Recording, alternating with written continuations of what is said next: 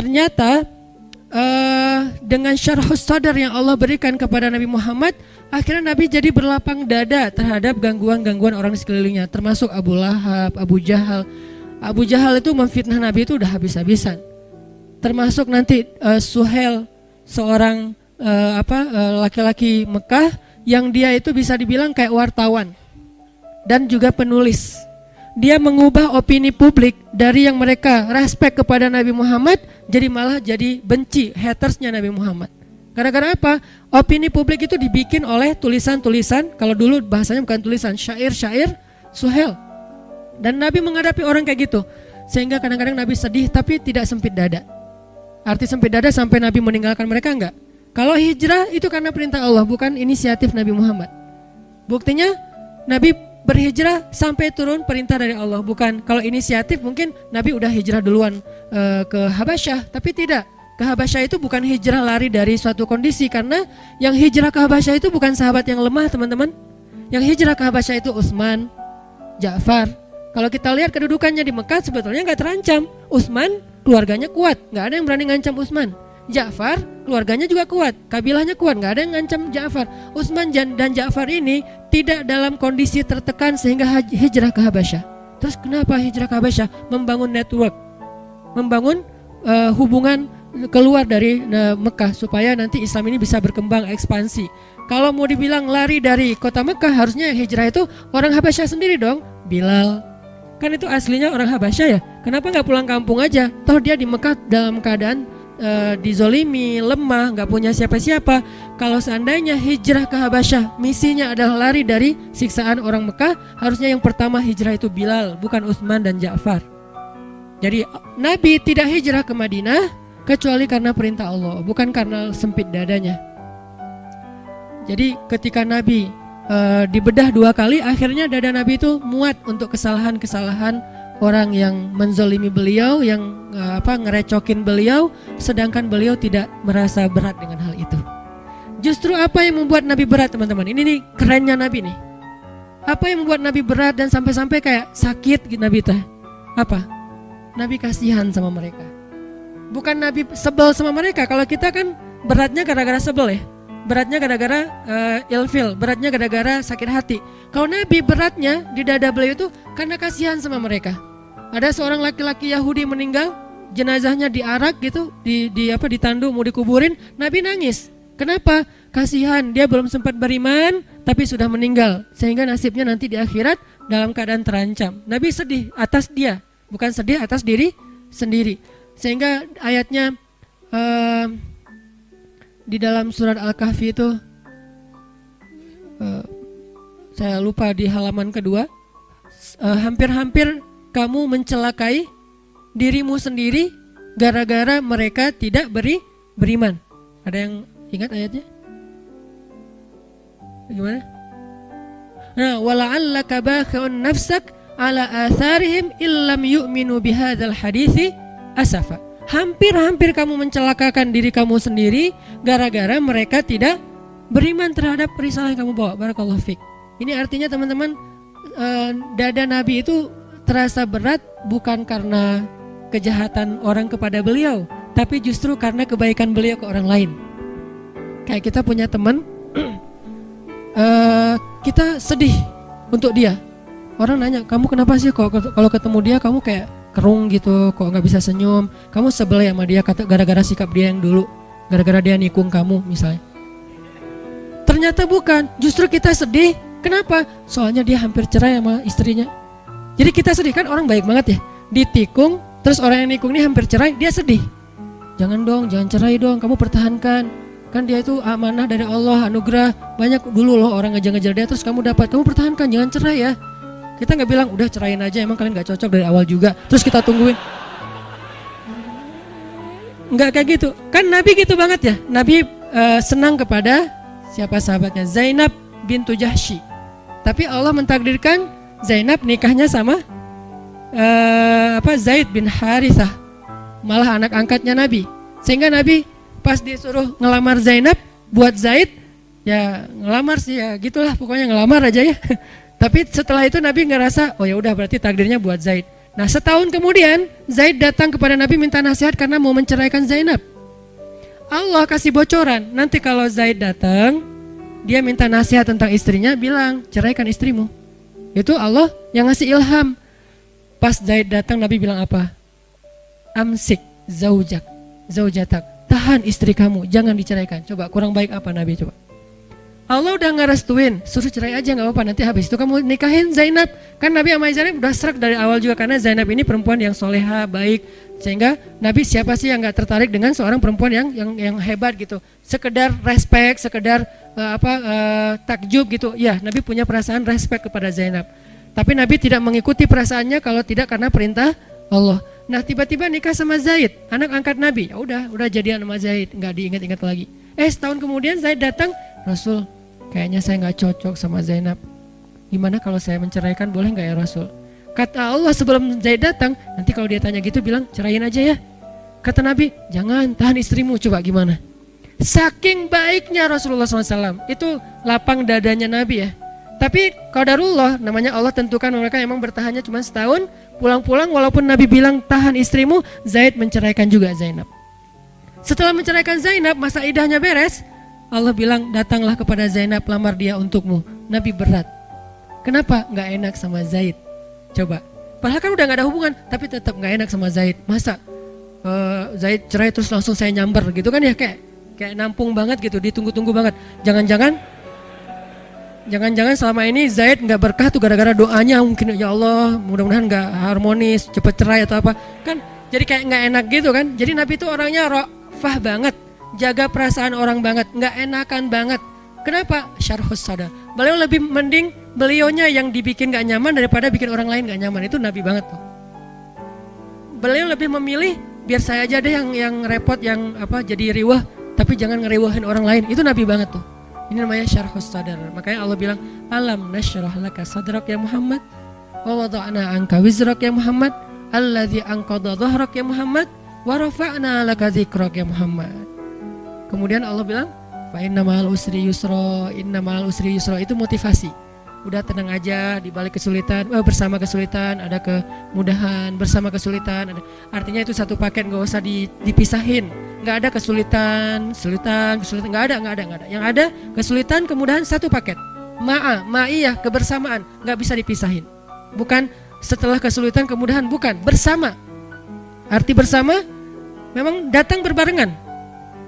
Berbarengan Ustaz, kok saya nggak ngerasain? Nah ini nih, bersama dengan kesulitan ada kemudahan, itu datangnya bersamaan teman-teman. Bukti bersamaannya apa? Kadang-kadang kalau misalnya kita lagi ada kesulitan, jadi mudah tahajud, ya kan? Jadi mudah ke masjid. Bukankah itu kemudahan? Adakah yang lebih berharga daripada Allah kasih nikmat hidayah dan ibadah, nikmat taqarrub kepada Allah, nikmat lebih dekat kepada Allah? Emangnya ada yang lebih berharga dari itu? Kita aja yang kadang-kadang gak fair, menghargai ini lebih daripada yang itu. Padahal itu lebih berharga. Allah ambil kita nikmat misalnya tadi habis diputusin, kan itu berat ya, langsung sempit dadanya. Tiba-tiba lapang dengan, ya Allah dia gitu banget sama saya. Apa yang kurang dari saya tuh udah habis-habisan loh ya Allah, tuh dia modal tuh udah habis semuanya, motor udah dijual,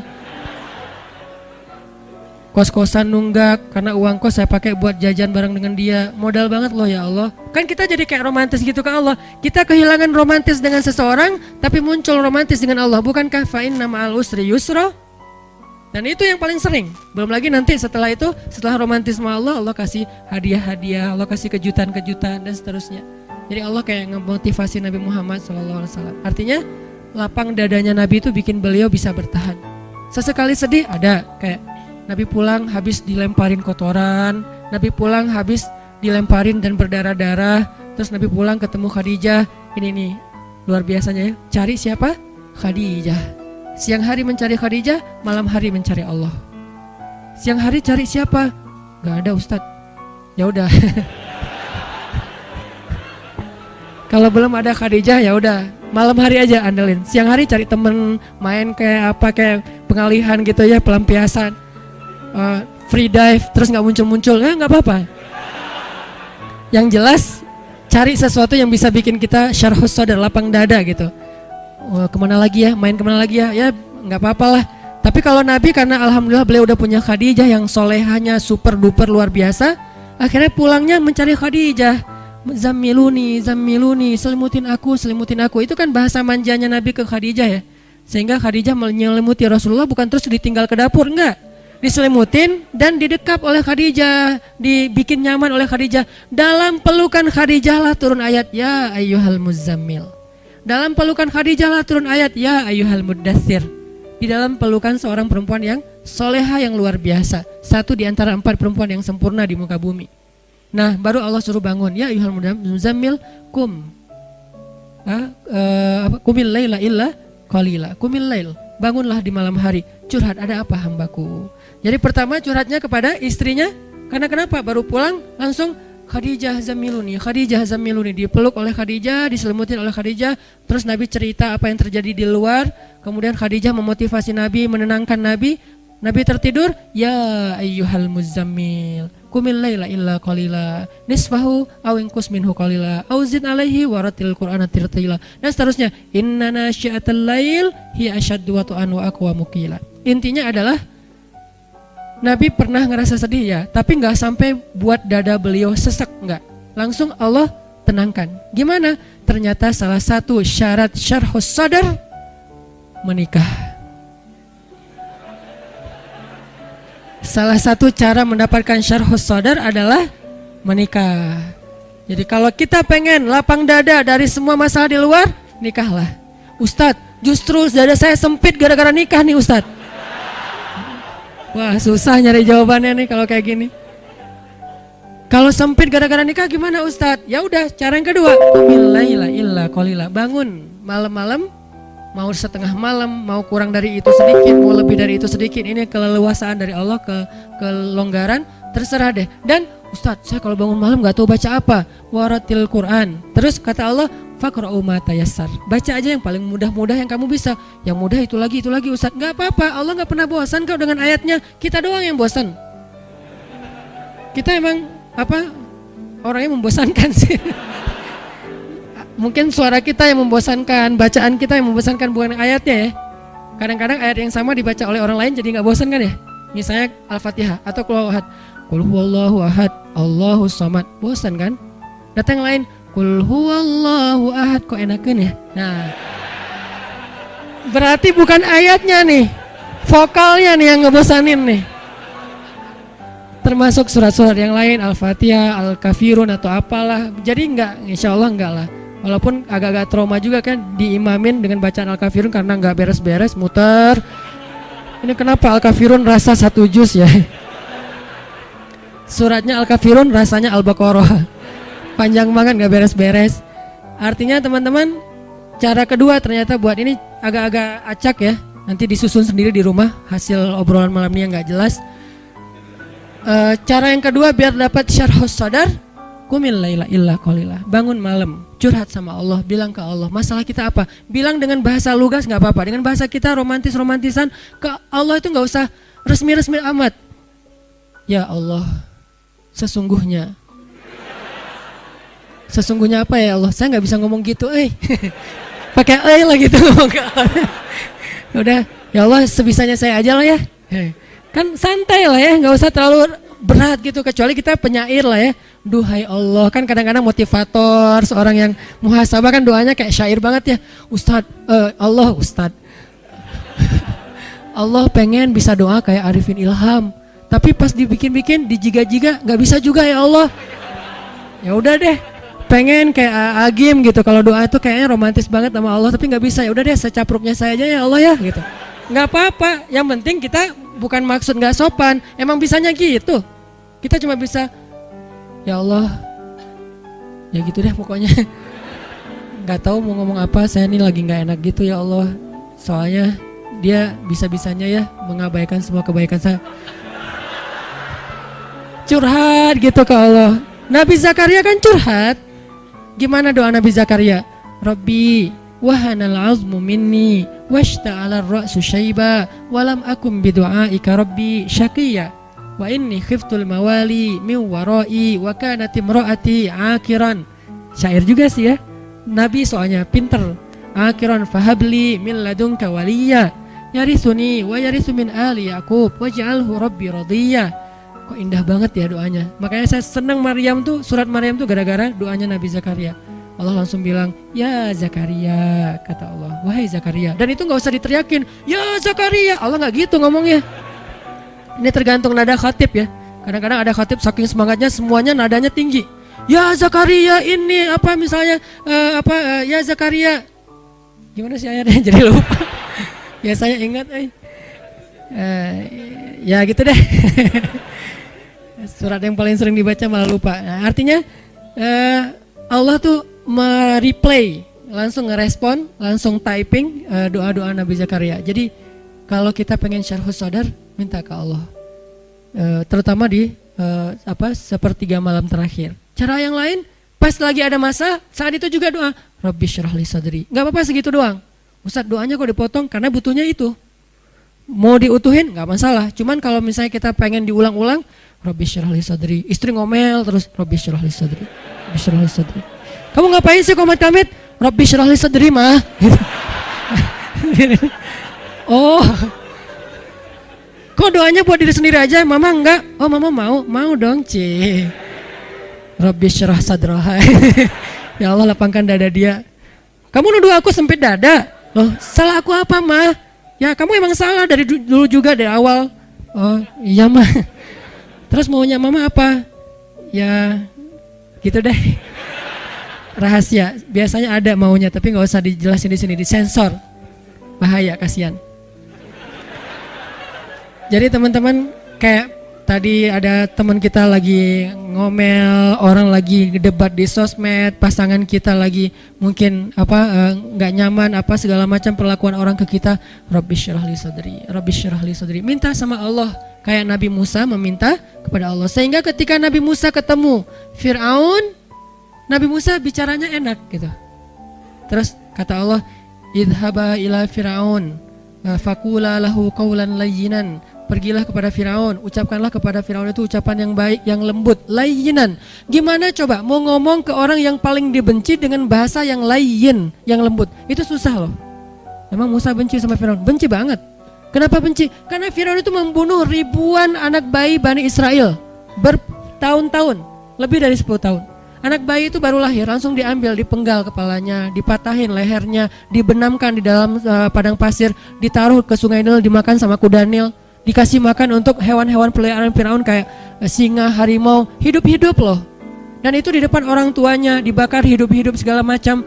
Jahatnya Firaun itu luar biasa sehingga Musa yang merasa kaumnya selama ini dizolimin terus-terusan oleh Firaun, termasuk dia dan keluarganya, itu sangat marah kepada Firaun. Tapi kata Allah, qula lahu qawlan layyinan. Kalau kamu ketemu dia, ucapin yang lembut-lembut ya. Sehingga akhirnya Musa datang kepada Firaun, dakwahnya lembut. Sampai ketika Firaun mulai agak-agak sok debat gini, gimana menurut kamu tentang penduduk yang negeri-negeri yang sebelumnya? Musa nggak tahu karena belum pernah baca sejarah tentang penduduk negeri-negeri yang sebelumnya. Kata Musa, itu urusan Allah, saya nggak tahu kecuali apa Allah yang firmankan ke saya. Wah kamu Musa nggak bisa ini, nggak bisa itu. Firaun sombong. Musa tetap sabar, nggak langsung marah karena Musa itu aslinya sangat tegas, sangat orangnya kan nggak bisa. Beda gaya nih. Musa dan Harun tuh dua orang yang berbeda gaya, sama seperti Yahya dan Isa. Musa itu mirip Isa, Harun itu mirip Yahya. Harun itu kalau ngadapin orang lagi marah-marah didiemin dulu, terus dikasih tahu. Musa lagi marah-marah dimarahin balik. Itu Musa. Makanya Musa ketika pulang 40 hari lagi mendapatkan wahyu, ngelihat kaumnya sudah syirik, apa yang dilakukan Musa? Dia pegang jenggot kakaknya Harun, dibanting sama Musa. Tarik gini. Kenapa kamu biarkan mereka syirik? Kan saya sudah serahin mereka jadi tanggung jawab kamu. Apa kata Harun? Saudaraku, jangan engkau tarik janggutku. Coba. Kan ayatnya gitu kan? Menunjukkan Musa itu orangnya tegas dan gak ada basa-basi Musa. Kalau Harun, dia menjelaskan dulu, memahamkan dulu. Beda gaya nih dan saling membantu dalam dakwah. Sehingga kadang-kadang ada ustadz yang tipenya ya strike gitu. Ada ustadz yang ya udah diolok dulu, ya udah nggak apa-apa. Ada yang kayak gitu kan ya? Ayah dan ibu juga kayak gitu, anaknya dimarahin oleh ayahnya, ibunya bilang ya udah besok diperbaiki ya gitu kan, selalu ada penyeimbang kan. Musa dan Harun tuh gitu banget teman-teman. Akhirnya Musa mengumpulkan kaumnya semuanya, dimarahin satu-satu dan disuruh untuk bertaubat dengan cara yang sangat-sangat berat. Ketika mereka syirik, Harun mengatakan, wahai kaumku, bukankah Musa baru saja meninggalkan kalian beberapa hari yang lalu? Artinya dakwahnya belum hilang dari ingatan kalian. Kenapa kalian sudah kufur? Bukankah Allah baru saja menyelamatkan kalian dari tenggelamnya di Laut Merah? Kenapa kalian sekarang sudah kufur kepada Allah? Difahamkan, diingatkan oleh Harun. Kalau Musa, sini kalian semuanya, udah bunuh diri, gitu. Ngeri banget kan ya? Ini beda gaya nih, Musa dan Harun. Tapi setelah Allah lapangkan dadanya, Musa gak gitu ke Firaun. Firaun marah-marah, Musa diamin dulu. Apa Musa takut? Enggak, bukan tipe Musa yang penakut. Orang dia dorong, gak ada orang, cuman toel doang mati kan ya. Lo Firaun masih ingat gak 15 tahun yang lalu? Apaan? Gua toel orang mati, lo mau digituin? Kan bisa aja. Apaan sih lo? Firaun digituin dong. Firaun mati kan, sejarahnya nanti di Al-Quran jadi beda lagi kan. Firaun mati ditoel Musa, kan enggak ya? Nah, kenapa enggak ada adegan itu? Karena Musa enggak marah.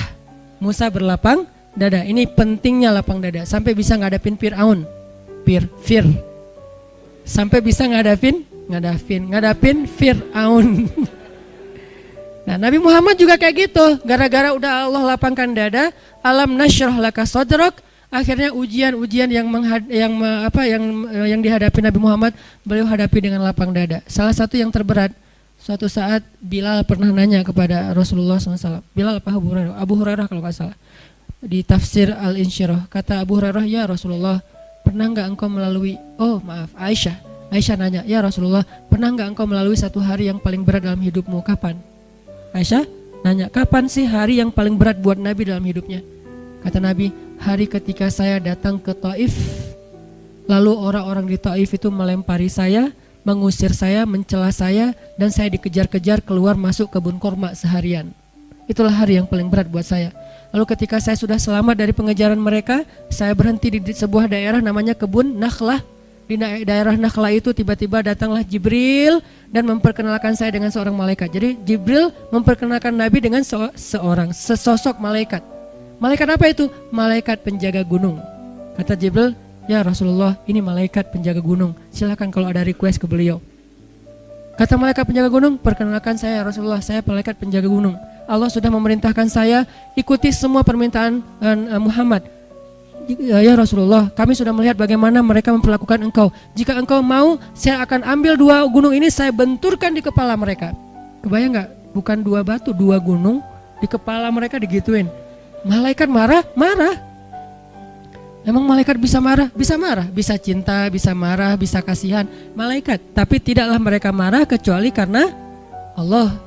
Jadi mereka nggak bermaksiat. Kalau engkau mau ya Rasul, saya ambil 2 gunung batu itu, saya benturkan sampai jadi hancur lebur di kepala mereka. Kata Rasulullah, jangan. Saya berharap kalau mereka tidak menerima nikmat hidayah ini, nanti dari tulang sulbi mereka akan muncul anak-anak yang akan menerima dan memperjuangkan hidayah ini. Kata Nabi Muhammad kepada Aisyah. Lalu kata Aisyah apa? Saya tidak pernah melihat ada orang yang lebih lapang dada daripada Rasulullah SAW. Jadi orang kalau udah dilapangin dadanya, itu tuh hasilnya. Apakah cukup segitu? Masih banyak adegan lain yang Nabi itu lapang dada banget.